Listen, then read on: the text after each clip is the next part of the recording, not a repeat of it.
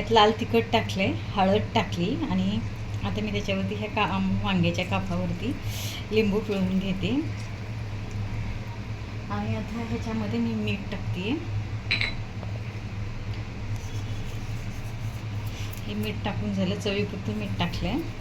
आता याच्यामध्ये जे मिक्सर वाटं मी वाटण काढलेलं आहे अद्रक लसणाचं, ते त्याला लावून घेते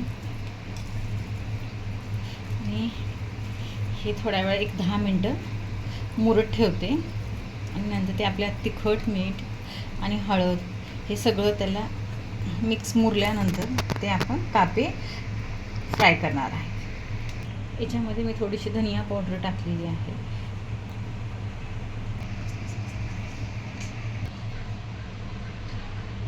याच्यामध्ये तांदळाचं पीठ, रवा आणि लाल तिखट, मीठ, हळद हे सगळं मिक्स करून घेते ह्या कापांना लावायला, वांग्याच्या कापांना लावण्यासाठी. त्याच्यामध्ये मी आता तव्यामध्ये तेल टाकलं आहे शालो फ्राय होण्याइतकं. हे असेल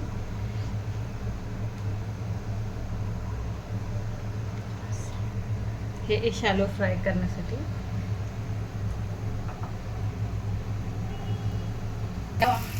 वांग्याची कापं ना फ्राय होत आहेत. हा जेवणासाठी घेतलेला पदार्थ, हे वांग्याचे 2 कापं बनवलेत आता मी फ्रायमध्ये आणि हे वरण भात मुलांसाठी खूप छान डिश आहे.